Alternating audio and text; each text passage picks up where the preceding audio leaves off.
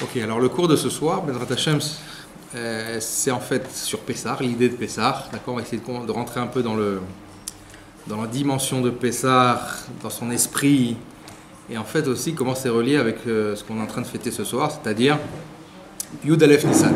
Et puisque c'est Yud Aleph Nissan, l'anniversaire du Rebbe, le Rabbi c'est une Neshama Klalit, c'est-à-dire en fait une Neshama d'ordre de caractère général, c'est-à-dire qu'elle englobe à l'intérieur d'elle toutes les Neshamot Israël. Et si c'est son jour anniversaire, c'est en quelque sorte le jour anniversaire de chacun d'entre nous. Puisqu'on est en fait, nous sommes les enfants du Rabbi. D'accord? Donc ce soir c'est Yud Aleph Nissan, et c'est pas pour rien que le Rabbi va naître en quelque sorte dans une période extraordinaire. D'abord il faut bien comprendre ce que c'est le mois de Nissan. D'accord? C'est pas un mois comme tous les autres mois, c'est un mois bien particulier dans la mesure où ce mois de Chodesh Nissan, c'est le mois où Akadosh Baruch Hu a dit « Chodesh Hazeh Lachem ». Ce mois, il est à vous. C'est-à-dire qu'en fait, c'est le Rosh Hashanah des mois. C'est le premier des mois, c'est le premier des mois par lequel on va mentionner les fêtes du Ham Israël. La première fête du Ham Israël, c'est la fête de Pessah. La deuxième, c'est Shavuot. La troisième, c'est Sukkot. Donc en fait, on est en train de commencer un nouveau cycle, d'accord, à partir du Rosh Chodesh Nissan, déjà qu'on a bien entendu, mais on est profondément déjà ancré dans le mois de Nissan.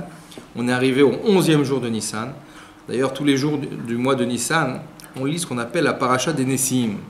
La paracha des Nessim, c'est la paracha des chefs de tribus, car à l'époque, le Rosh Chodesh Nissan, lorsqu'on était dans le désert, a été aussi le premier jour de l'inauguration du tabernacle.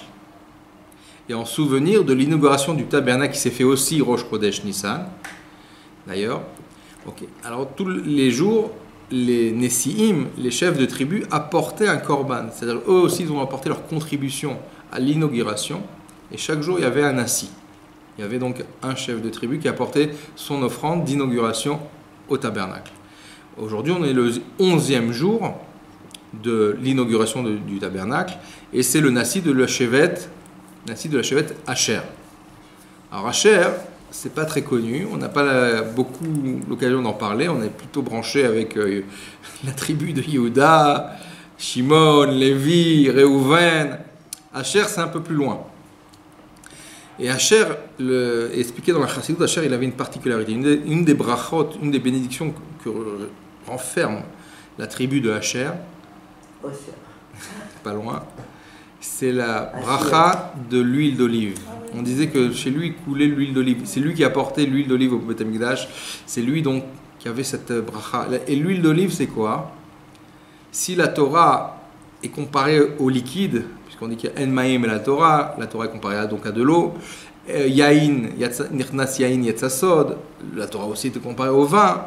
Des fois, la Torah est comparée aussi à du lait, d'accord, Chalav ou vache. La Torah est aussi comparée à de l'huile d'olive. Et en fait, chaque liquide est une dimension différente de la compréhension de la Torah. L'eau, c'est le pshat, au sens simple, d'accord. Le vin, c'est le sod. D'ailleurs, la valeur numérique de Yain, le vin, c'est 70, sod. Le mot sod se crée. Et on a aussi donc l'huile. L'huile, c'est la profondeur. C'est encore plus profond que le sod. C'est ce qu'on appelle la pnimiut. Pnimiut à Torah, c'est la chassidut. Et donc particulièrement, ce jour-là, qui est le 11e jour du mois de Nissan, qui est celui de la tribu de Asher, celui donc qui produit en fait l'huile d'olive, est particulièrement relié avec le sujet de la chassidut. Et c'est quelque chose d'assez fort, puisque c'est lié avec le rabbi, et le rabbi est le grand diffuseur de chassidut de notre temps, d'accord, puisque c'est lui qui a mis en valeur, si on peut dire, la Torah à chassidut dans le monde entier. Et c'est cette même Torah à chassidut qui est appelée aussi, en fait, le début du dévoilement de la Torah Chadasha Meiti Tetse. D'accord, comme c'est marqué dans le prophète, que lorsque viendra Mashiach et la Géoula, une nouvelle Torah sortira de moi, dit Akadosh Baruch Hu. C'est pas qu'on aura un deuxième Matan Torah, pas du tout, il n'y aura pas une nouvelle Torah, c'est simplement notre perception de la Torah sera tellement différente de ce qu'on a actuellement qu'on aura l'impression d'avoir une nouvelle Torah. Et cette nouvelle Torah, elle nous a été en quelque sorte donné en avant-goût, en avant-première, grâce aux Rébim de la Chassidoute, grâce au Baal Shem Tov, l'Admor HaZaken, tous les Rébim jusqu'au Rabbi.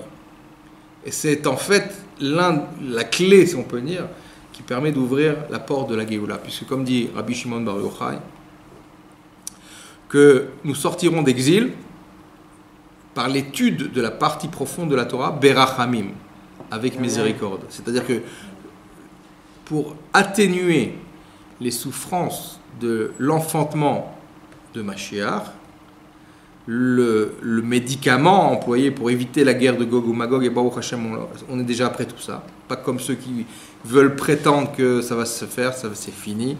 Comme dit le Rabbi, et aussi le Rav Mordechai Eliyahu Zatzal, d'accord, qui ont fermement dit que c'est quelque chose qui est derrière nous déjà.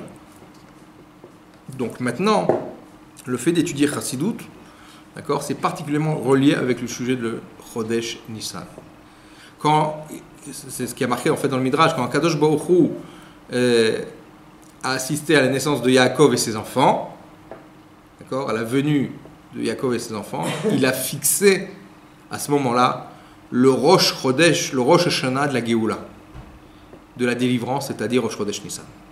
Nissan, c'est un mois particulièrement fort dans la mesure où, comme son nom l'a dit, Nissan, ça veut dire quoi? Dit le Rabbi, Nissé, Nissim. Il y a deux nouns, Nissé, Nissim. Une ribambelle de miracles, c'est-à-dire c'est le mois des miracles. Amen. Si le mois de Tishri, qui est en fait le mois de la Tchouva, puisque c'est le travail du Ham Israël du bas vers le haut, ce qu'on appelle, le réveil d'en bas pour attirer le réveil d'en haut, et donc attirer l'attention d'Akadosh Baruch Hu pour avoir une bonne année, etc., etc. Le mois de Nissan, c'est un réveil d'en haut, c'est-à-dire d'Akadosh Baruch Hu vers nous. Comme il est venu vers nous en Égypte, il nous a sortis d'Égypte alors qu'on n'était pas méritant, il nous a donné du mérite. D'ailleurs, c'est ce qui s'est passé avec le korban, le premier korban qu'on a offert en fait à Akadosh Baruch Hu, c'était une mitzvah. C'était quoi le premier korban? C'était le korban Pessah. D'accord? Quand est-ce qu'Akadosh Baruch Hu a demandé de prendre ce korban? C'était le 10 Nissan, la veille du 11 Nissan. Le 10 Nissan, Akadosh Baruch Hu demande au Ham Israël, prenez un korban, c'est les bêtes avot, gardez-le au pied du lit pendant plus que 5 jours. En vérité, le 4e jour, il va être rituellement abattu, d'accord? Et le 15e jour, on sort d'Égypte. Pourquoi? Pourquoi on avait besoin de ce mérite? Parce qu'il a fallu à l'époque nous donner si on peut dire, l'argument nécessaire contre les anges. Les anges sont venus vers Akadosh Baruch Hu et ils ont dit, mais je ne comprends pas, pourquoi tu sauves ces gens-là? Ils ne sont pas différents des Égyptiens. Eux, ils sont des Ovdei Avodah Zara, ce sont des idolâtres, et eux, ce sont des idolâtres. Alors Akadosh Baruch Hu nous a donné une mitzvah. Pour vous dire qu'on était bien empêtrés dans les 49 portes de l'impureté de l'époque, d'accord? Et Akadosh Baruch Hu nous a donné une mitzvah. C'est quoi cette mitzvah? Et ça va en fait symboliser tout le sujet du Chodesh Nissan. Peut-être aussi tout le travail du Rebbe. Cette mitzvah du Korban Pessah, c'est une mitzvah tellement importante, à l'époque en tout cas, qu'elle nous a donné, elle nous a valu la Géoula. Elle nous a apporté la Géoula Mitiva Shlema. Alors qu'est-ce que c'est cette mitzvah du Korban Pessah? À l'époque, le Korban en question, c'était de prendre effectivement un bélier. D'accord? Pourquoi un bélier? Pourquoi ce bélier va être pris? Aujourd'hui, on prend un agneau puisque c'est le Korban Pessah. Rapport avec Israël? Parce que ça a un rapport avant tout avec l'Égypte. Une des idoles de l'Égypte était le bélier, le signe zodiacal du mois de Nissan. Et qu'est-ce que le bélier veut signifier? En vérité, quelle est l'idée qui est derrière ce sujet du bélier? Pourquoi les Égyptiens en faisaient une avodah zara? Parce que le sujet du bélier, c'est le sujet du renouvellement de la nature. Le mois de Nissan, qui est le sujet du bélier, c'est la nature qui reprend le dessus, d'accord, sur les saisons. C'est le reflux, le monde refleurit, d'accord, le beau temps arrive. La nature, en vérité, renaît de ses cendres, si on peut dire. Après un hiver passé. Et donc en fait, c'est le sujet, c'est l'idée de quoi? Le monde ne peut pas faire autrement que de suivre les lois naturelles. Je vous donne une idée bien connue, d'accord, qui est ramenée justement, d'accord, dans les makotes, les 10 makotes de l'Égypte, c'est le fait de jeter les enfants dans le Nil, les garçons notamment. Il y a marqué qu'il fallait jeter les garçons, mais les filles non. Alors à cela il y a plusieurs réponses. Pourquoi ils ont jeté les garçons dans le Nil? Parce que Paro savait profondément qu'il y avait un sauveur dans le lot des enfants. Il fallait absolument l'écarter du jeu, ce qui n'a pas réussi. Mais en vérité, l'idée profonde que la Chassidoute explique au travers du sujet de jeter les enfants dans le Nil, il y a marqué jeter dans le Nil, et les filles, qu'est-ce qu'on en faisait? Se marier avec les goyim. Voilà. C'est-à-dire qu'en fait, jeter les garçons dans le Nil, c'est les retirer de l'étude de la Torah. Et on a dit, il n'y a pas d'eau, en maïm, et la Torah, que la Torah. C'est-à-dire, à partir du moment où un enfant, je l'éduque à quoi? C'était quoi le Nil? C'est pas qu'une avodazara, c'est la source commerciale de l'Égypte. C'est le business de l'Égypte. C'est l'idole de l'argent. C'est le sujet de tremper l'enfant dans une éducation totalement dénuée de Torah mitzvot. C'est ça l'immerger dans le Nil. En fait, le tuer. D'accord? Dans le sens de tuer sa neshama. Exactement. Et les filles, en vérité, il n'y a pas que. Il y a marqué Abat Techayeun, il y a marqué et les filles, vous les ferez vivre. Mais il n'y a pas marqué dans quoi? En fait, Paro a dit vous les ferez vivre dans les coutumes de l'Égypte. C'est-à-dire pour qu'ils produisent maintenant plus des Juifs, mais des Égyptiens. Et à l'époque, ça aurait pu marcher, puisque à l'époque, le judaïsme n'était pas transmis par les âmes juives uniquement, par les mères. Ce n'était pas encore fixé, puisqu'on était avant Matan Torah. On était tous des bnei noirs, donc ça aurait pu marcher. Et bah, au Hashem, ça n'a pas fonctionné. Donc, qu'est-ce qu'a fait Akadosh Baruch Hu? Il leur a donné une mitzvah. La mitzvah d'apporter, c'est les bêtes avot, un bélier par famille, donc de sacrifier l'idole de l'Égypte. Non, mais c'est pas le sacrifier aussi immédiatement. Il n'a pas demandé de le faire immédiatement le 10 Nissan. Vous le gardez au pied du lit jusqu'au 14. Et le 14, vous le sacrifierez. Pourquoi attendre 4 jours? Pourquoi pas le faire immédiatement? Pour faire rager. Vous aurez dit faire rager les Égyptiens? Non, c'est pas ça. C'était pas le but de la manœuvre. Le but de la manœuvre, c'est de montrer que le Ham Israël est prêt à faire Misrout Nefesh, qu'ils n'ont plus peur des Égyptiens. Ils n'ont pas peur d'être contre nature, d'aller à l'encontre des lois naturelles, des consensus, d'accord, des idées préconçues de l'éducation non juive. D'accord? Celle d'éduquer les enfants, d'accord, il faut une parnassa pour demain, il faut qu'ils deviennent médecins, il faut qu'ils deviennent ceci. C'est vrai que c'est important, mais il faut le faire dans l'esprit de la Torah. Pas dans l'esprit de l'Égypte. Pas l'argent pour l'argent, pas le business pour le business, pas comment on appelle ça, le capitalisme pour le capitalisme. D'accord? Dans l'esprit de la Torah des Mitzvot.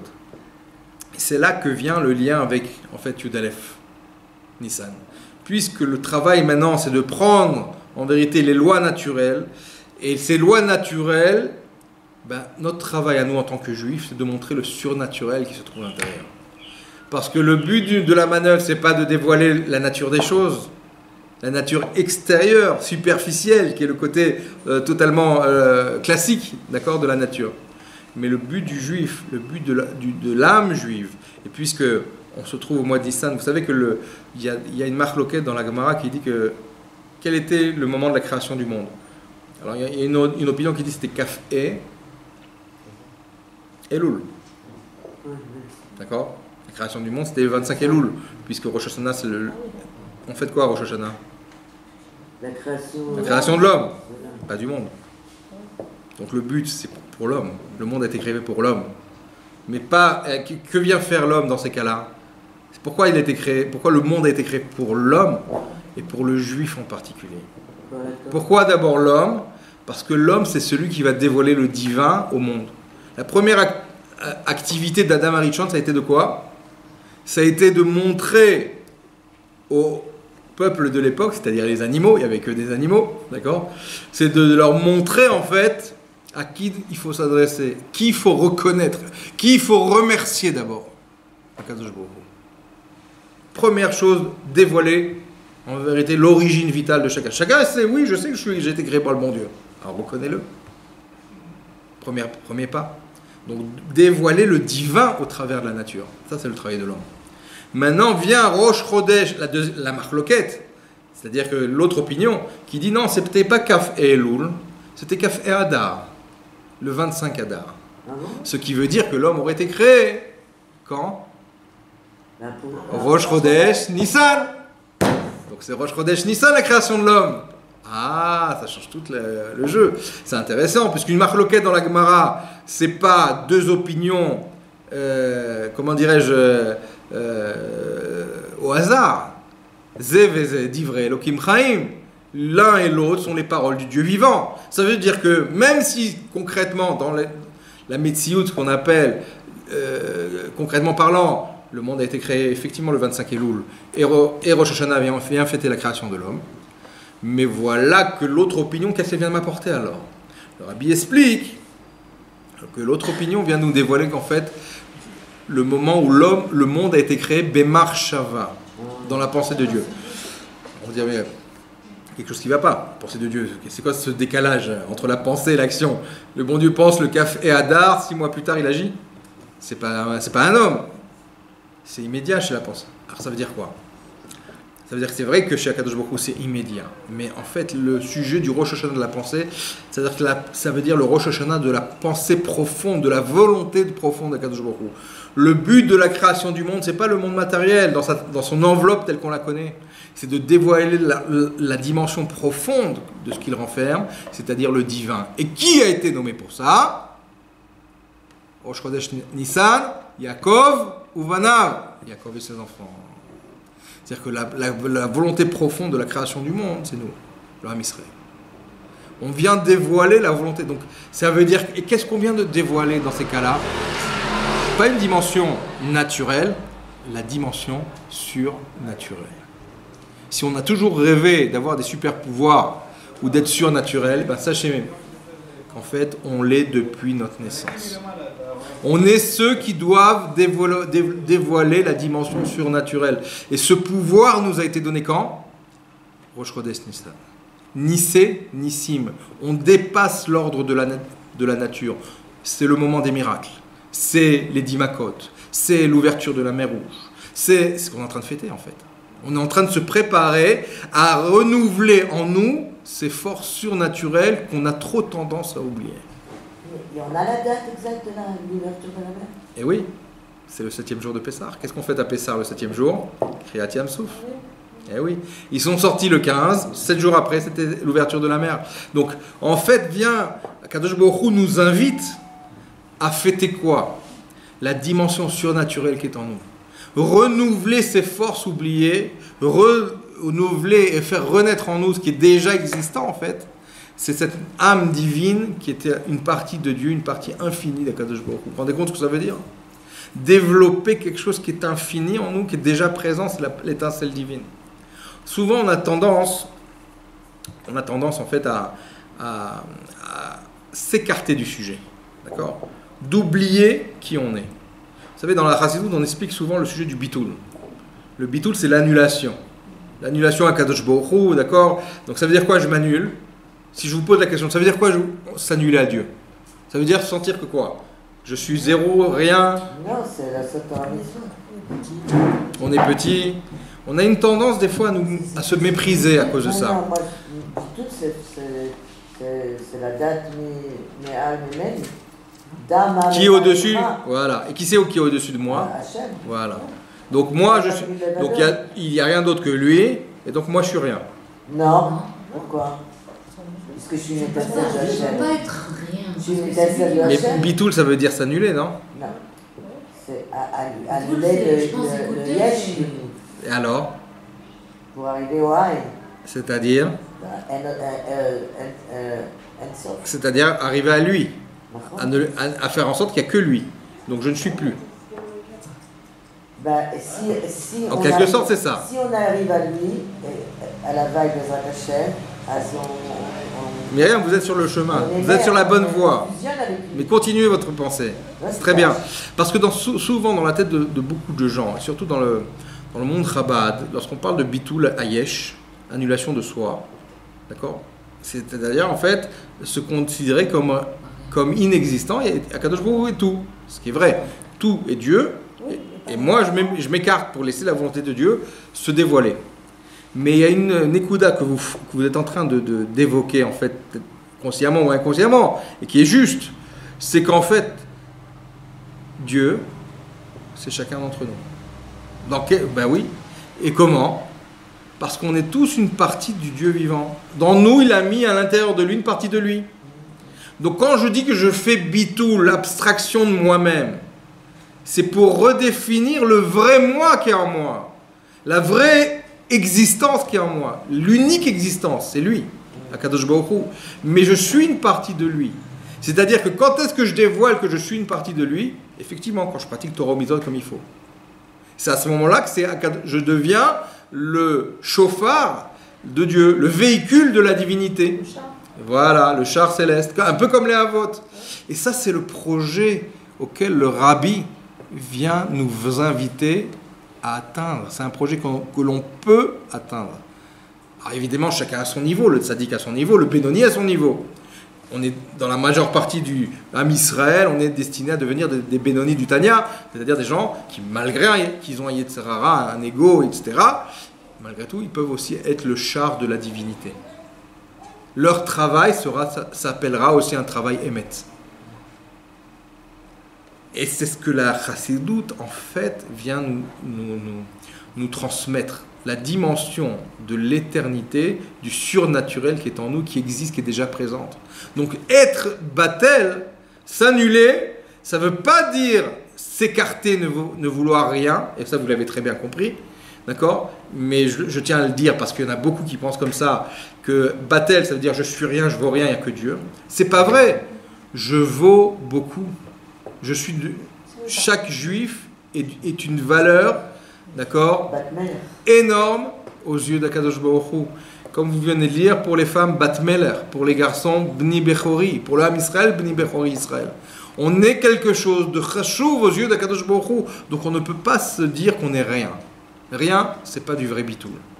On doit être, justement, on doit définir que l'être véritable que l'on doit exprimer, c'est la Elokut, c'est le divin qui est en nous. Et à ce moment-là, ça c'est l'être véritable. À partir du moment où je me branche à cette idée bémet, véritablement, je commence à toucher le surnaturel. Parce que l'essence profonde du monde dans lequel on est Shem Havayé. La Elokut au plus haut niveau, celle qui transcende la nature. Et c'est ce qui fait qu'à travers les époques, à travers l'histoire, le Ham Israël a résisté à toute attaque. Le Ham Israël est sorti de tout pétrin. Le Ham Israël est le peuple de l'éternité, le peuple éternel. Les autres ont disparu. Il n'y a plus les mêmes peuples. Ils ont été mélangés d'ailleurs par Sencheriv. Mais aujourd'hui, ce ne sont même pas les descendants comment dirais-je, des empires de l'époque. Ça n'existe plus. Le seul peuple qui a survécu et qui est en fait en quelque sorte le symbole de l'éternité, c'est l'homme Israël.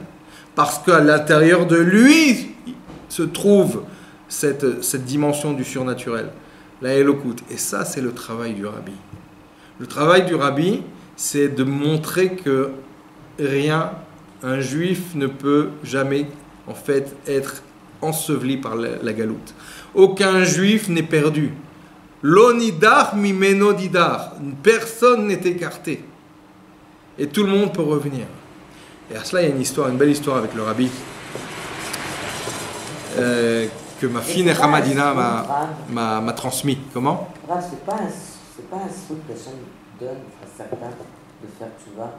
Parce qu'il y en a beaucoup qui essayent et qui n'y réussissent pas.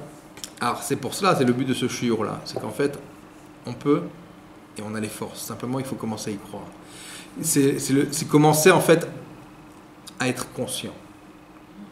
Prendre conscience de qui on est vraiment. C'est ce que je voulais dire au travers du bitoul. Quand on parle de bitoul, les gens ne prennent pas conscience de ce qu'ils sont, profondément. C'est vrai que dit le Tanya, que la deuxième âme qui rentre dans le juif, c'est l'âme divine. La première, c'est l'âme animale. Mais ça n'empêche pas qu'en vérité, que la deuxième est l'intention première. C'est comme la création du monde. C'est vrai que le monde matériel a été d'abord créé et que Matan Torah est arrivé en deuxième position 2000 ans après. C'est vrai que le Ham Israël va naître que à Matan Torah, mais c'était toute l'intention de la réalisation et de la création du monde. C'est un peu comme Adam Arishon. Adam Arishon, il n'a pas été créé que le premier, il va être créé le dernier. Pourquoi ? Parce que si il se conduit d'après les règles de Kadosh Baruch Hu, c'est un roi, alors comme un roi, la table est d'abord dressée, il n'a plus qu'à s'asseoir. Vous comprenez ? C'est pareil, le Ham Israël, ce sont des enfants du roi. Donc on est arrivé en deuxième position. On est arrivé après la création du monde. On est arrivé après les autres peuples dans l'histoire. C'est vrai, mais parce qu'on est l'intention première d'Akadosh Baruch Hu. Sauf Maaseh, B'Marshava Trila. La fin des actions vient dévoiler l'intention première. Lorsqu'on construit un immeuble, la première action c'est quoi ? C'est de creuser la terre. Mais on est encore loin de la fin de l'action, on est encore loin de la fin du plan. On creuse la terre, on crée des fondations, des murs de béton, c'est sale, c'est des pierres, c'est de la poussière. Ça n'a rien à voir avec la fin du plan. Mais la fin du plan, c'était ça l'intention première. De la même manière, le Ham Israël va arriver en seconde position, entre guillemets, parce que c'est le but de la manœuvre. L'âme divine arrive en deuxième position, après l'âme animale, parce que c'est l'essentiel, c'est la reine. Et la reine, elle ne peut pas arriver dans un endroit au vide. Il faut qu'il y ait un peuple, il faut qu'il y ait une deuxième âme, une première âme qui est l'âme animale. Donc c'est pareil, à partir du moment où je prends conscience de la vraie dimension de ce que je représente et ce que je suis profondément, à ce moment-là, je peux commencer à démarrer un processus de tchouva qui fonctionnera et qui réussira. Sinon, si je n'ai pas cette conscience première, alors j'aurai beaucoup de mal. Parce que je suis toujours en train de donner de l'importance à mon âme animale en pensant qu'elle est première. J'ai pas le choix, elle est née avant moi. J'ai pas le choix, elle était avant. Non. L'exemple le plus grand, c'est celui d'Avraham Avinu. Avraham Avinu, c'est un homme, et le Rav Achash l'a répété maintes et maintes fois, c'est quelqu'un qui est né dans une famille, d'accord, dépravée. D'accord, morale, d'idolâtre, etc. D'accord ? Il aurait toutes les raisons du monde pour dire j'ai pas les moyens de m'en sortir. Et pourtant, c'est lui qui s'est levé contre tout. C'est pour ça qu'on l'appelle à Ivri. Et Ivri, c'est quoi le mot Ivri ? L'hébreu. Un hébreu. Pourquoi ? D'où ça vient ? Ça vient d'Avraham Avinu. S'il était le seul à voir d'un côté de la rive et les autres mi ever acher. Les autres, ils étaient de l'autre côté. Le monde entier était de l'autre côté du fleuve et lui, il avait franchi le pas. Il était seul contre tous. Ou avar, il a passé le cap. C'est pour ça qu'on l'appelle Ivri. C'est pour ça qu'on s'appelle des Hébreux. Ceux qui sont capables d'être ouverts, de passer, de franchir les étapes, de remonter la pente, de passer le cap. Et pourquoi ? Parce qu'il a dévoilé la dimension profonde qui est en lui. Il a dévoilé qui était l'origine de tout. À partir du moment où j'ai fait le link, j'ai fait cette attache d'une façon exacte, à ce moment-là, la tchouva, elle peut réussir. Pourquoi ? Parce que je me suis branché à la bonne énergie. Et souvent, qu'est-ce qui se passe ? Des fois, on oublie que c'est notre énergie. On oublie quelle est notre origine vitale. C'est pour ça que vient à la fin des temps une arme extraordinaire qui s'appelle la chassidoute. Pour rejoindre un peu ce qu'on a dit au début, qu'aujourd'hui on commence le 11e jour de Nissan, qui est la tribu de Hacher. On a besoin aujourd'hui à la fin des temps, puisqu'on est le 11e, en quelque sorte, jour, enfin, le dernier c'est le 12e, celui de la Géoula. Le 11e, à la fin des temps, vient la chassidoute, à la fin, le vendredi justement, avant Shabbat, puisque 6000 ans sont comme les 6 jours de la création, et le 7e c'est Shabbat, donc aujourd'hui on est vendredi, dans l'historique universel. On est vendredi, on est maintenant, comme dit le Rabbi dans le Dvar Malchut, au moment de la Adlakat Nerot, on est au moment de l'allumage des bougies de Shabbat, donc maintenant commence Shabbat. On commence déjà à profiter des lumières de la Géoula, c'est la Chassidoute. C'est pour ça que comme à la veille du Shabbat, les plats de Shabbat sont déjà prêts, on les goûte même. On commence à goûter les plats de Shabbat, on commence à goûter le plat de la Géoula, c'est-à-dire la Chassidoute. Et le Rabbi va donner donc mettre tous ces efforts en œuvre pour justement nous donner cette opportunité de dévoiler la pnimiut qui est en nous, qui est déjà présente grâce à la chassidoute. La chassidoute, c'est en fait le luminaire de la Torah. C'est quoi le luminaire? C'est quoi l'objectif d'un luminaire? C'est d'éclairer. Sans chassidoute, le monde était obscur. Les gens ne comprenaient pas Torah mitzvot comme il fallait. Pourquoi? Ils prenaient ça comme quelque chose de rébarbatif, comme quelque chose de dépassé même. Vient la chassidoute, elle met un éclairage nouveau. Ah, c'est moderne finalement la Torah. C'est ultra moderne. C'est ultra in. C'est devenu à la mode aujourd'hui même d'être religieux. Aujourd'hui même en Israël, les séries télévisées font des séries télévisées sur les Haredim. Incroyable. C'est devenu à la mode dans le monde non religieux. C'est incroyable. C'est-à-dire qu'en fait, le monde entier, même là où il se trouve, il finit par arriver à la conclusion Enon Milvado. Même les scientifiques qui étaient le fer de lance du monde non religieux, la science, arrive aujourd'hui à des résultats surprenants. Où ils ont dévoilé qu'il y a une molécule, d'accord, plus petite que l'atome, qui est celle qui donne de l'énergie à l'atome. La question était comment l'atome fonctionne. Tout fonctionne sur un modèle énergétique. Le corps fonctionne grâce à l'atome, d'accord? Mais l'atome, d'où tire-t-elle sa force? Comment ça fonctionne chez elle? En fait, le sujet il est comme ça, c'est que les savants ont découvert qu'il y a une molécule encore plus petite que l'atome, et comme ils ne savent pas la définir, et c'est celle qui donne l'électricité à l'atome, en fait l'énergie, ils l'ont appelée la molécule de Dieu. Pourquoi? Parce qu'ils n'arrivent pas à la définir. Ils ne comprennent pas comment ça fonctionne, d'où elle arrive. Et qu'est-ce qui fait qu'elle donne de l'énergie? Ils sont arrivés donc à la conclusion que quoi? Que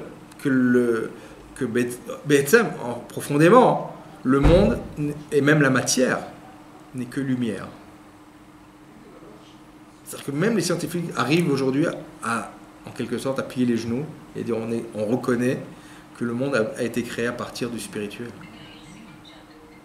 La lumière est la forme la plus spirituelle de la matière. Et donc en fait, on voit une table, une chaise, des murs, mais c'est qu'une concentration de lumière plus épaisse, qui s'est épaissie, mais c'est de la lumière. Donc vous comprenez qu'en fait, aujourd'hui qu'on a dévoilé la chassidoute, et d'ailleurs l'époque des Lumières dans l'histoire contemporaine, l'époque des Lumières correspond au dévoilement de la Torah Chassidoute.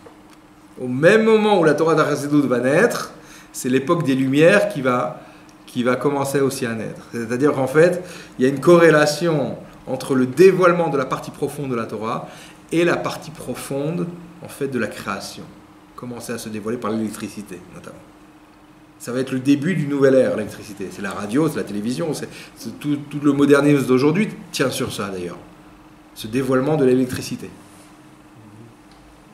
Et cela, on le doit en quelque sorte grâce à la chassidoute, et on le ressentira encore plus grâce au rabbi qui va donner qui vient justement après la Deuxième Guerre mondiale, qui va redonner un essor au judaïsme mondial, d'accord, par la transmission de cette chassidoute, ce dévoilement de la chassidoute. Mais puisqu'on est Yud Aleph Nissan, et c'est l'histoire que je voulais vous raconter, l'histoire commence en fait en Australie. Pourquoi je raconte cette histoire? Parce que faut bien comprendre quelle est la dimension du rabbi. D'accord, le rabbi, c'est pas un rabbin conventionnel. Il n'a rien de naturel dans le surnaturel juif. Il est surnaturel sur le surnaturel quotidien qu'un juif peut rencontrer. Et cette histoire, elle est magnifique. Pourquoi? Parce qu'elle représente mamash, d'accord, un peu ce qu'on est en train de ramener ce soir au sujet du mois de Nissan, Nissim, le mois des miracles, le mois du surnaturel, le mois de la Géoula finalement. D'accord? Benissan, Igalou, Benissan, Atidim, Legaël. Ça veut dire que mois de Nissan, c'est le renouvellement des forces qui nous donne la possibilité de déclencher le phénomène de Géoula. Comme ça s'est passé à l'époque de l'Égypte. Ce que le rabbi nous donne comme opportunité, c'est de pouvoir revivre, c'est pas simplement les instants de Géoula de l'époque, mais de les vivre au présent, de dévoiler la Géoula 5778. C'est-à-dire que le rabbi dit toujours, quand une fête revient, c'est pas le remake d'une massorette, d'une coutume qu'on est en train un folklore, chas v'shalom, c'est qu'on est en train de renouveler le potentiel divin de force qui a été donné pendant cette fête-là de Nissan, de Pessah notamment. Et pareil pour Sukkot, pareil pour Shavuot, pareil pour Purim, Hanouka, d'accord? Pour toutes les fêtes du calendrier juif, à chaque fois qu'une fête se répète, c'est un don de force supplémentaire par rapport à ce qui s'est passé les années précédentes. Quand arrive Rosh Hashanah 5778, ça n'a rien à voir avec le Rosh Hashanah de 5777. Ce sont des nouvelles lumières qui apparaissent dans le monde. Donc des lumières naturelles, puisque c'est Chodesh Tishri. Rosh Chodesh Nissan 5778, c'est le renouvellement des lumières surnaturelles du monde, que le monde n'a jamais connu jusqu'à présent. Ça, c'est la Chassidoute qui nous dévoile ça. Quand on se rend compte de ce qui est en train de se former sous nos yeux, d'accord, puisque l'apogée de ce mois, c'est quand même la fête de Pessah, c'est le Leil HaSeder. Quand on prend conscience de la dimension de ce que représente Leil HaSeder, on vit le soir du Seder d'une façon totalement différente. C'est pas un folklore, ce ne sont pas des coutumes, on est en train de remettre la machine en marche. On renouvelle une nouvelle énergie. On produit une nouvelle énergie pour cette année 5778. Une énergie surnaturelle, nouvelle, plus forte, plus puissante de ce qu'elle était. Alors l'histoire, c'était quoi? J'ai patienté. L'histoire, c'était quoi? C'est qu'en fait, en Australie, il y avait un couple de catholiques, dont la fille unique, qui était leur joyau, à qui elle ne refusait rien. Cette jeune fille-là avait l'habitude donc d'étudier, comment dirais-je, plutôt d'aller à l'église une fois par semaine, et après l'église, elle allait à la bibliothèque. Et elle était d'un âge universitaire, donc elle avait un certain niveau, elle était très, comment dirais-je, mutzlachat, d'accord, elle avait réussi dans ses études. Et un jour, elle tombe sur un livre à la bibliothèque, un livre qui parle de gens qui ont subi des supplices atroces, avec des photos de gens très maigres. Et pour elle, c'était la première rencontre avec l'histoire de la Shoah. Elle ne savait pas que quelque chose d'aussi ignoble s'était produit. Et ça l'a tellement bouleversée qu'elle a décidé de prendre le livre et de le relire à la maison. Et elle l'a relu plusieurs fois. Et elle ne sait pas pourquoi. Elle a commencé à poser des questions. Qui sont ces juifs? Ça veut dire quoi? Elle savait qu'il y avait un peuple juif, mais ça ne l'opportunait pas outre mesure. Elle lit cette histoire va la choquer particulièrement, choquer à un point tel où ça l'empêche de réagir et de vivre normalement. Au point où ses parents s'en rendent compte, ils lui disent: qu'est-ce qui se passe, ma fille? Pourquoi qu'est-ce qui arrive? On te sent pas à l'aise comme d'habitude, on te sent pas comme dans ton naturel habituel. Et elle raconte cette histoire, elle essaie de trouver des réponses. Elle dit: je comprends pas comment quelque chose d'aussi ignoble a pu se produire. Et de jour en jour, ça la perturbe tellement qu'elle en perd ses forces morales. Et un jour, elle tombe sur un article de journal qui parle du Rabbi Lubavitch. Et elle décide de lui écrire une lettre. Elle dit: certainement que lui, il pourra me répondre à mes questions et pourquoi ça me perturbe autant. Elle écrit au Rabbi. Quelques jours après, elle reçoit une réponse. Le Rabbi dit: allez voir le Rav Gutnik, le Rav de Melbourne. Et donc elle décide de partir à la recherche du Rav Gutnik. Et le Rav Gutnik est le grand Rav d'Australie, de Melbourne particulièrement, qui est très connu.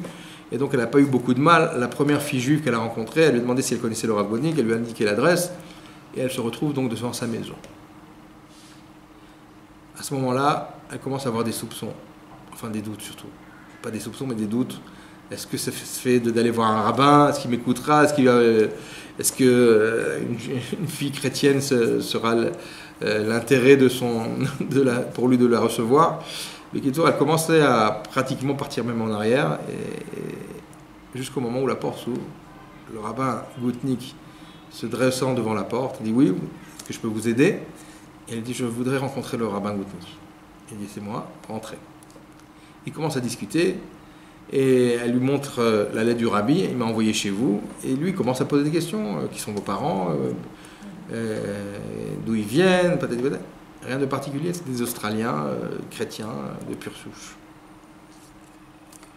Et la fille repart encore plus déboussolée que ce qu'elle était arrivée. Elle n'a pas trouvé de questions à ses réponses.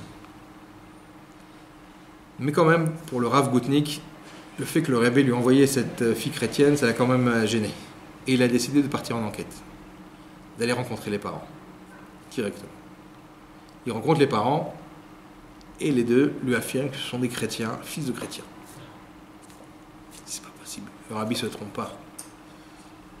Il ressort donc un peu hébété, et il réfléchit, il dit c'est pas possible.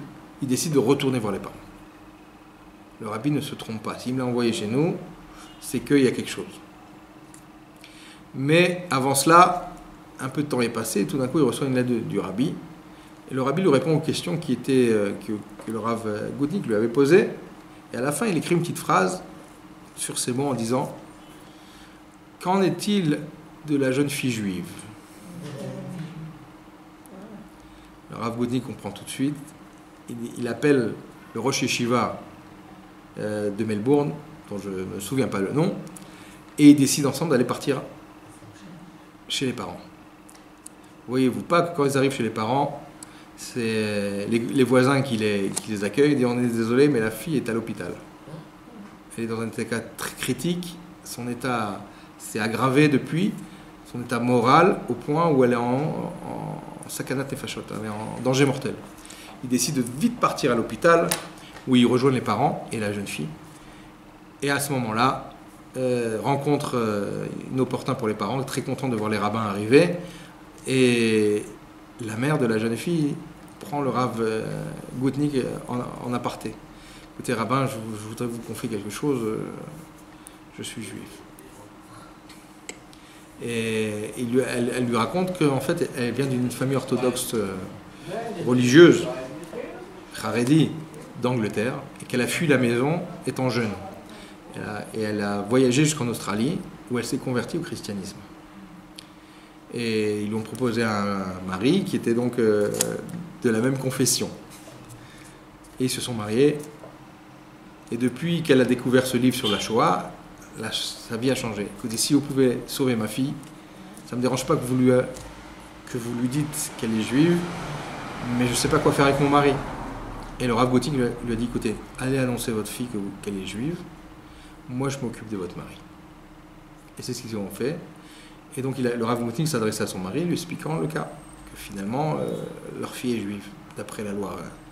Et le mari ayant accepté le sujet, ils reviennent dans la chambre où la jeune fille était dans un état comateux, proche de la mort, et quelle n'était pas leur surprise de la voir debout, en train d'arranger ses affaires, et dire à ses parents, on retourne à la maison, ça y est, tout va bien. Elle venait de découvrir qu'elle était juive, et qu'en fait, ça, c'était la réponse, la grande réponse à ces questions. C'est-à-dire que comme, bon, vous allez dire c'est un mot fait du Rabbi, c'est un miracle du Rabbi, effectivement, mais cette histoire-là, elle n'est pas finie. Le Rav Goutnik s'en va. Non, Rav Goutnik de Melbourne, le père du fameux Rav Goutnik qui a fait fortune dans l'or. Et il voyage chez le Rabbi, interpellé comment le Rabbi savait. Il ose lui poser la question. Et le Rabbi lui a répondu avec un sourire. Il dit, lorsqu'elle m'a écrit sa lettre, ça ne pouvait être qu'une fille juive qui écrit une telle lettre. Et évidemment, dans sa grande humilité, le Rabbi cache son Ruach HaKodesh, d'accord, sa prophétie de voir à l'autre bout du monde une jeune fille juive qui est loin de tout, d'accord, qui est loin de savoir qui elle est. Et donc c'est ça le sujet, c'est ça en fait le Rebbe. Le Rebbe, c'est de dévoiler l'impossible, que l'impossible n'est pas une limite pour un juif. Même si elle est née dans une famille chrétienne, entre guillemets, un juif reste un juif. Velo nidar mimeno nidar. Nul sera écarté, ni nul sera mis de côté. Tout le monde sera délivré. Et donc, plus dur que ce qu'elle a vécu, alors, d'accord, les difficultés qu'elle va rencontrer maintenant pour devenir une vraie juive, d'accord, sont accrues. Néanmoins, cette jeune fille va être accueillie par la communauté Chabad, elle va recevoir une éducation religieuse et elle va devenir une mora de Talmud Torah. Elle va se marier, avoir des enfants et elle a fondé une famille juive religieuse donc en Australie. Et ça, c'est pour vous dire quoi? C'est encore cette même idée. À partir du moment où on prend conscience de qui on est, il fallait qu'elle accepte qui elle est. À partir du moment où le premier pas, c'est qu'elle a commencé à sentir qui elle était, profondément. Et ça l'a tellement gênée qu'elle a failli en mourir, de savoir qu'elle n'est pas juive. Et quand on lui a dit qu'elle était juive, ça a réveillé son énergie divine qui est en elle, et ça lui a donné la force de surmonter tous les obstacles qu'elle va rencontrer. Vous voyez, c'est une histoire remarquable, d'accord, mais c'est tout le sujet du rabbi. Une fois le rabbi est passé dans le 770 et il a ramassé pas un mégot, il y a aussi cette histoire avec le mégot, mais il a ramassé, je ne sais pas, une saleté, il l'a mis à la poubelle. Et les gens étaient offusqués, quoi, le rabbi, c'est pas son travail. Et le rabbi leur a répondu, mon travail, c'est de ramasser tout ce qui est tombé à terre. Vous comprenez ? Notamment les neshamot juifs, les neshamot d'Israël. Même que lorsque la personne a l'impression d'être plus bas que terre, et ça arrive souvent, j'ai souvent lu des lettres de gens qui ont écrit au rabbi, qui étaient dans une situation de dépression totale, pour ça que je parlais de bitoul mal placé tout à l'heure, parce qu'en fait, à partir du moment où on sait qui on est, à partir du moment où on dévoile les forces profondes qui sont en nous, eh bien à ce moment-là se remet en marche toute la machine spirituelle, supranaturelle, d'accord, qui est en nous d'une manière totalement naturelle. C'est nous, c'est le vrai nous, le vrai yesh, le yesh amiti, que chaque juif en fait c'est de la Elokut, chaque juif c'est du divin en miniature. C'est une partie de Dieu, mais une partie de l'infini. C'est pour ceux qui ont fait un peu de physique, c'est l'infini. C'est pas subdivisable, on ne peut pas subdiviser l'infini. Ça n'existe pas. Donc chaque juif est en quelque sorte Dieu en miniature, mais ne dépend de lui que de dévoiler son potentiel divin. Ce potentiel qui est présent depuis la naissance. Qui est là pour nous donner en fait les forces nécessaires. Quand on dit, comme c'est marqué dans le Tanya, dans le premier chapitre du Tanya, Mashbiim, Oto Tiet Tzadik Val Tirachat, ce qui est ramené de la Gemara d'ailleurs. D'accord, c'est que on assermente la Neshama avant de descendre dans ce monde, d'être un tzaddik et de ne pas être un rachat, pour la renforcer.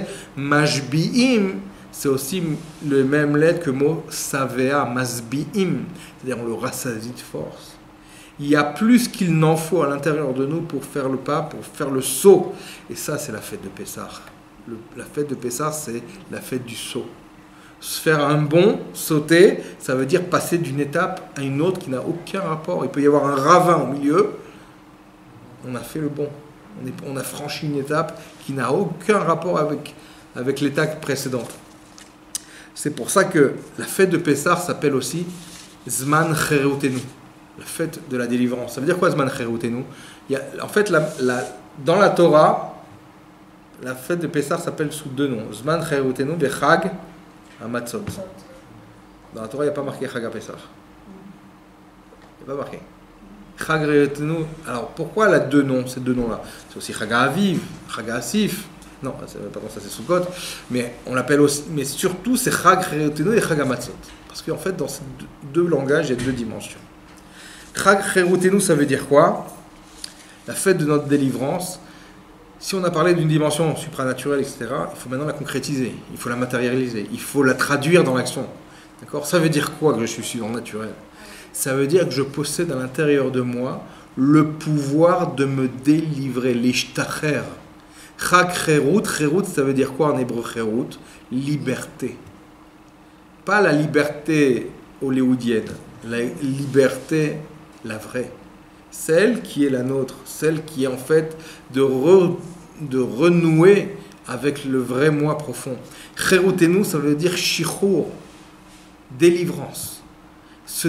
On a le pouvoir de se délivrer du Yetzer Hara, de l'âme animale, des habitudes quotidiennes qu'on aurait malheureusement acquis, de se délivrer des limites que l'on a à l'intérieur de soi, des limites intellectuelles, des limites émotionnelles. D'accord ? Chag Cherutenu, ça veut dire en fait la liberté dans toute sa dimension. Et c'est pour ça que la Torah l'appelle Chag Cherutenu. Parce qu'en fait, l'Égypte la plus grande qu'un homme traverse dans sa vie, c'est lui-même. Comme c'est marqué, Adam Karov Leatzmo. D'accord? L'homme est proche de lui. Donc en fait, on a trop tendance à se limiter à ce que l'âme animale nous impose. Manger, boire, dormir, etc. Et sur aussi sur le caractère émotionnel ou le caractère intellectuel que l'on a, dans lequel on est né. C'est exactement le même message que Dieu a proposé à Abraham Avinu. Lech lecha, va-t'en pour toi. Sors de la maison de ton père, sors de ta nation, sors de ta terre, Artsio, de ta matérialité. C'est ça en fait Pessar. Pessar, c'est le remake, si on peut dire comme ça. Le remake. Le remake, c'est le renouveau, d'accord, le retour de ce qui s'est passé avec Abraham Avinu, mais sur le plan du peuple maintenant. À une dimension nationale. Celui du Ham Israël. Ça veut dire que maintenant, Akadosh Baruch Hu nous a donné plus de force même qu'Abraham Avinu. À l'époque, Abraham Avinu n'avait pas eu Matan Torah. Sa sortie s'est faite dans la dimension humaine de l'époque. À Matan Torah, Akadosh Baruch Hu nous accorde qu'il n'a pas accordé au Avot le dévoilement du nom de Dieu Yud-Ke Vav-Ke, qui symbolise le sujet de l'éternité, de l'infini. Aya, Ove, Viye. D'accord, la dimension éternelle. Ça, c'est les forces que Dieu nous apporte. C'est-à-dire que comme c'est marqué dans Yakut Shimoni qu'un homme est éprouvé, d'accord, mais l'épreuve est à la dimension de ses forces physiques. Et Dieu dit comme ça, je donne une épreuve à l'homme que dans la limite de ses forces, mais mes forces, je lui confère. Autrement dit, un homme qui comprend qu'en fait, Nissan, c'est Nissé Nissim. D'ailleurs, au passage, lorsque vous voulez prendre une bonne décision, prenez-la soit au mois de Hadar, soit au mois de Nissan. Hadar aussi c'est très bon, parce que c'est le Mazal du Ham Israël. Et ce soir particulièrement, c'est le Mazal du Ham Israël qui brille à nouveau, puisque c'est l'anniversaire du Rabbi. Donc Mazal au Gover, le Mazal du Rabbi est en train de dominer ce soir. Donc à nous de nous brancher, d'accord, de faire le link, d'obtenir ce Khérout, cette liberté que, en fait, le Rabbi veut nous amener. La liberté de sortir de soi-même. La liberté de franchir les étapes de sa vie comme un homme libre, comme un homme, d'accord, ou une femme, d'accord, c'est Klali évidemment, vous avez compris. D'ailleurs, on pourrait dire comme une femme libre plus qu'un homme. Pourquoi? Parce que le Ham Israël est la femme d'Akadosh Baruch Hu, en quelque sorte, c'est la Kala. Donc on voit que le monde est finalement féminin, que le Ham Israël c'est féminin, le masculin c'est Akadosh Baruch Hu. Et donc lorsque on se trouve dans une dimension du monde, d'accord, de la femme, c'est-à-dire le fait de recevoir. Qu'est-ce que c'est la femme? Celle qui reçoit, mais elle reçoit pour donner une nouvelle création, un enfant. D'accord? Elle fait de pas grand-chose qu'un monde entier. D'ailleurs, c'est bon dans un sens comme dans l'autre. Hein. Des fois, la femme construit, mais il y a l'autre côté aussi. C'est la force qu'elle a. Elle a une force que l'homme n'a pas. D'accord? C'est pour ça que, vous savez, vous connaissez tout ce pirouge dans le lien de Shalom Bayit. Ish veisha. C'est les mêmes lettres. C'est exactement les mêmes lettres. Aleph, Yud, Shin pour l'homme. Aleph, Shin, He. Il n'y a que deux lettres qui sont différentes. Et on dit que si il y a la Torah à l'intérieur de l'eux, la Shrina est à l'intérieur de l'eux. Comment on sait que la Shrina est à l'intérieur? Puisque le Yud de l'homme et le He de la femme, c'est Yud-Ke. Yud-Ke, c'est qui? Yud-Ke, c'est quoi? Yud-Ke, c'est Akadosh Baruch Hu. Mais Yud-Ke, c'est le nom de la Géoula. Yud-Ke, Yud-Ke. Et qui est Asher et qui est? Je suis celui qui sera. C'est le nom de la Géoula. C'est le nom qui a été transmis à Moshe pour délivrer le Ham Israël. Donc en fait, le couple juif, c'est un sujet de Géoula. Maintenant, s'il se retire Chazal Shalom, Yud et le He, il ne reste plus que deux lettres. Aleph Shin, Aleph Shin. C'est quoi? Esh, le feu. Terrible. C'est la bagarre. Que Dieu en préserve. Et sachez que le feu chez la femme est plus fort que celui de l'homme. Pourquoi? Parce que chez l'homme, Aleph, Yud, Shin. Aleph, au milieu il y a Yud, et après un Shin. C'est-à-dire que son feu est divisé en deux. Alors que la femme, c'est Aleph, Shin. He. D'abord c'est Esh, Esh Hashem. La femme, c'est la Gvura. C'est une rigueur par nature, mais ça peut être une rigueur de Gdusha. Et ça se doit être une rigueur de Gdusha. C'est elle qui est susceptible d'apporter la Géoula, justement. Parce que grâce au mérite des femmes tzadkaniot, la Géoula est arrivée en Égypte. Et donc, qui émet cette rameret Mitzrayim, comme les jours de sa sortie d'Égypte. Arenu Niflaot, on a vu donc des merveilles. Et grâce à qui? Grâce à des femmes comme Yochevet, Myriam, qui ont été celles qui ont sauvé Moshe Rabbeinu. Celles qui ont donné naissance au Ham Israël, celles qui ont aidé à sortir du pétrin le Ham Israël. Et donc, en fait, les femmes juives, elles ont un pouvoir extraordinaire de pouvoir déclencher la Géoula. De manière générale, tout le Ham Israël, puisqu'on est la femme d'Akadosh Baruch Hu. Donc, c'est ça le sujet de Chérout. Ça, c'est la dimension de liberté, la vraie liberté. Pas comme la liberté à l'européenne, d'accord, la femme libérée, entre guillemets. Comme si elle était. Chez eux, la femme est enfermée, c'est sûr, puisqu'il n'y a qu'une journée dans l'année où c'est la journée de la femme. Chez nous, c'est toute l'année. Eux, ils n'ont qu'une journée, nous, c'est toute l'année. Chez Trail, c'est chaque semaine. Vous comprenez la dimension complètement perturbée des esprits qui ne sont pas dans le domaine de la Torah et des mitzvot. C'est-à-dire qu'à partir du moment où on comprend qu'en fait, le Ham Israël est un peuple libéré. Des prophètes, il y en a au masculin, il y en a aussi au féminin chez nous. Il y a des femmes qui étaient Rosh Yeshiva, d'accord. Il y a des femmes qui étaient prophètes, il y a des femmes qui étaient chauffettes, d'accord. Chauffettes, des juges. Dvorah, notamment la prophétesse aussi Hulda, la prophétesse Hulda, d'accord. Esther Amalka, qui était aussi une reine carrément. Donc ça veut dire quoi? C'est-à-dire que cette dimension de la Géoula, elle appartient à chacun dans le Ham Israël, les hommes comme les femmes. Il n'y a pas de différence. Simplement, c'est vrai que les hommes sont plus publicité, puisque c'est le rôle de l'homme d'être à l'extérieur et la femme d'être à l'intérieur. C'est plus tsanoua, c'est pas pour des raisons de sniout. D'accord, mais ça ne veut pas dire qu'elle est moins ou plus qu'un homme. Chacun a son potentiel, et chacun a ses valeurs, et chacun a ses qualités. Donc ça, c'est la première dimension de Pessah, Chéroténou, se libérer. La liberté, se libérer notamment de soi-même. Parce que comme vous savez que dans l'union de Havat Israël, d'accord, pourquoi on a du mal de faire Havat Israël avec l'autre? Parce qu'on ne franchit pas la frontière du physique. On oublie la Neshama qui est à l'intérieur. Quand on regarde quelqu'un par rapport à la Neshama et l'Okit qui est à l'intérieur de lui, il n'y a plus de frontière physique. À ce moment-là, on peut avoir un Havat Israël débordant et sans limite, puisque c'est la Neshama qui se trouve à l'intérieur, c'est la même que la mienne, c'est moi. Donc c'est pour ça que c'est plus facile de faire d'aimer son prochain comme soi-même, puisqu'il est moi. D'accord, profondément. Maintenant, c'est donc enlever cette dimension extérieure, ces barrières, ces limites. Mitzrayim, ça veut dire quoi? Milachon Metzar. D'accord, les limites, les frontières, l'étroitesse de l'esprit et du cœur.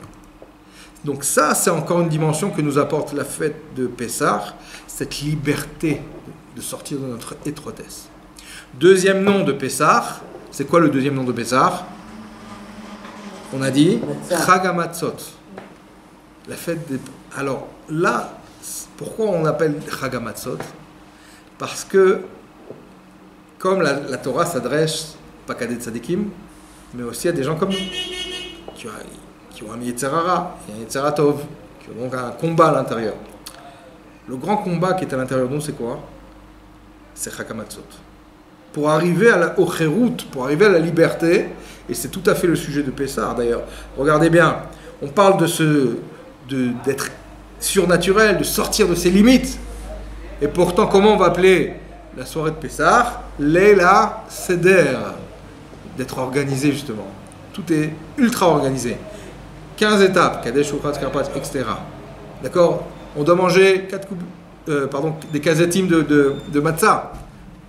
Entre 3 et 5, d'accord, ça dépend ceux qui sont méadrines, c'est 5, moins, la septième de Rovato par 3, et même 1 des fois, dans un cas extrême, 4 coupes de vin, d'accord, par rapport au la chambre de l'ego, tout est mesuré, tout est quantifié, tout a un céder, c'est-à-dire que pour arriver à sortir de ces limites, il faut que je m'organise, il faut que je fasse du céder, mais pour arriver à faire ce céder de monter dans la Gdusha, j'ai besoin d'abord de quoi? Qu'est-ce qu'on fait avant Pessah? Nettoyage.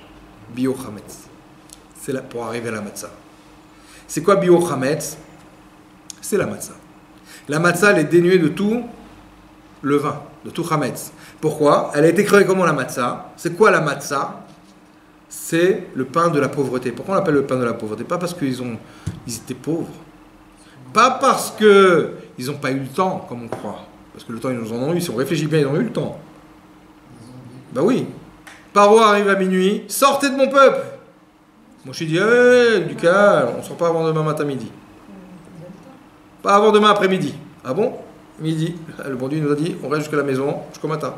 On mange le Corban Pessar, donc on a le temps de faire on a le temps de faire du pain pour sortir. On sait qu'on part dans 12 heures. On a le temps de faire du pain. Ça aurait pu monter. La pâte aurait pu lever. Il n'en faut pas plus que 45 minutes pour lever la pâte. Alors, après 18 minutes, c'est Khamet d'ailleurs. C'est la matzah. Chay Regaïm. Alors, qu'est-ce qui se passe? En fait, c'est dévoilé à Kadosh Baruch Hu, Melech Malchei Melachim. Comme il y a eu un dévoilement divin sur toute l'Égypte, le pain ne pouvait plus monter, puisque le sujet du Khamet, c'est l'orgueil. Qu'est-ce qui fait fauter l'homme en général? Son yesh, son orgueil, l'origine de toutes les fautes. À partir du moment, et c'est pour ça qu'on appelle Chag HaMatzot, parce que lorsque je commence à faire ce travail d'enlever tout Khamet, tout le vin, c'est-à-dire tout orgueil, et bien c'est comme ça que je permets de préparer le terrain pour franchir les 15 étapes de la Gdusha. Pour arriver, 15, Yudke, l'homme et la femme. Yudke, c'est-à-dire d'arriver au nom de Dieu, celui de la délivrance. D'avoir le top du top, en fait. Kadosh Baruch Hu nous apporte la possibilité d'arriver au top, même si on est ce qu'on est. Même si on est justement pas le rébé. Même si on est des hommes et des femmes conventionnels. Parce que dans chacun d'entre nous se trouve ce Yudke.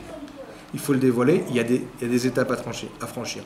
Et c'est tout le sujet justement du Chag HaMatzot.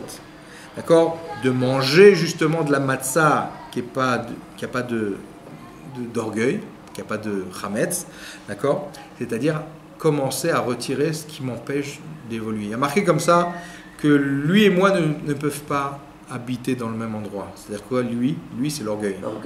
Quand quelqu'un est plein d'orgueil, le divin ne peut pas se dévoiler. Donc finalement, qu'est-ce qui m'empêche de franchir les étapes? C'est simplement le chametz. On peut tout réduire au chametz. J'enlève le chametz, il reste que de la Gdusha. Il reste que lui. Mais ça veut dire quoi? Il reste que lui à l'intérieur de moi. Il n'y a plus de Yetzirah, il n'y a plus de Nefesh Habamit. J'ai réussi à les réduire au minimum de ce qu'ils doivent être. Vous comprenez?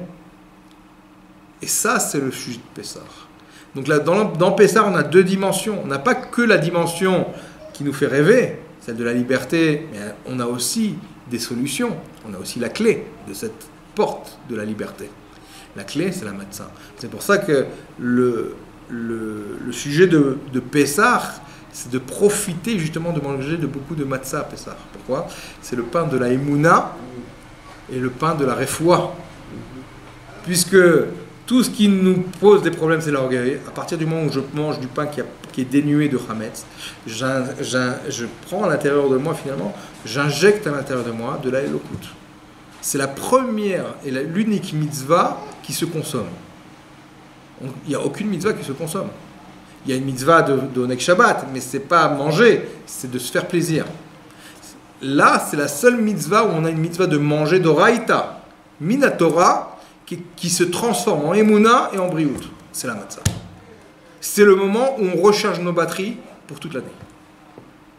C'est-à-dire, j'ai écouté des cours avec un certain Rav qui disait même que on ne se rend pas compte à quel point la matzah est kedusha, que c'est interdit de dire du mal de la matzah. Tellement c'est cadeau. C'est extraordinaire la matzah. Tellement non, maintenant, attends, c'est sûr que je pense à ceux qui ont du mal à manger de la matzah, pas parce que c'est pas la dimension spirituelle qui la dérange, c'est la dimension matérielle, parce que c'est quelque chose que le corps n'a pas l'habitude. Et justement, parce qu'il n'a pas l'habitude d'être à un niveau si haut d'abnégation, de soumission, en fait, de Gdusha face à la... que le Yetzer Hara et le Nefesh Habit est tellement pris, on va dire maltraité pendant cette période-là, on reçoit une dose de Gdusha, des fois c'est pas facile à capter. C'est vrai. C'est pas tout le temps, et c'est pour ça que Pessah, ça commence par un nettoyage fastidieux. C'est difficile, c'est un effort, on va se fatiguer, on va passer des journées entières, des heures, des soirées, d'accord, à nettoyer, à astiquer et compagnie. C'est vrai, parce que c'est l'effort qui est demandé pour faire en sorte que le corps accepte d'être assujetti. et de nous donner justement, le laisser un peu, en quelque sorte, l'assommer, dans le bon sens du terme, attention, hein, l'assommer de Gdusha, l'assommer de Orot, de lumière. D'accord, le commencer à faire en sorte que lui aussi prenne goût à cette Gdusha, à devenir un Kéli de la Elokut. Et ce soir, puisque on est Yud Aleph Nissan, c'est l'anniversaire où le Rabbi justement nous donne ses forces, il nous délègue en quelque sorte. Si le Rabbi est ce qu'il est, d'accord, c'est pour que nous puissions nous-mêmes faire la même chose que lui. Shaliar chez la dame, Kemoto, il a rendu Shaliar qui le Rabbi, le monde entier, il a dit, vous êtes mes shluchim, vous êtes mes envoyés. C'est-à-dire qu'en fait le Rabbi s'est donné au Ham Israël par le système de la shlichut. Et vous voyez qu'il y a deux choses sur lesquelles le Rabbi mettait le dagesh, comme on dit, souligner particulièrement ses efforts, Avat Israël et l'étude de la Torah. Si vous voyez, il n'y a pas beaucoup de sgoulot chez le Rabbi. Pas comme dans d'autres domaines, ça existe des sgoulot. Ça n'est pas, comment dirais-je, à dénier, et à dédaigner plus particulièrement. Mais chez le Rabbi, la sgoula particulière, c'était quoi? Même quand on parle du Chitat, Chumash, Telim, Tanya, c'est l'étude. La grande sgoula, c'est pas chut, s'attacher à qui? À Dieu lui-même. Kadosh Baruch Hu s'est mis dans la Torah. Et dans la Torah, donc, se trouve cette force éternelle et surnaturelle. À partir du moment où on étudie dans la Torah, qui peut contre nous? La force que confère la Torah à celui qui l'étudie, c'est quelqu'un qui n'a pas besoin, d'accord, d'être protégé. La protection que confère la Torah est infinie pour tout le Ham Israël. Donc l'étude de la Torah, la pratique des mitzvot, la tzedaka notamment, et la tzedaka, le Rabbi a renouvelé le sujet de la tzedaka par les mifsaïm, mettre les tefillin, la kashrut, etc., aller vers les autres. Pas simplement l'argent, mais aussi rouhani, spirituellement, s'occuper des besoins des autres spirituellement. C'est joint aussi avec le matériel, qu'on ne soit pas non plus...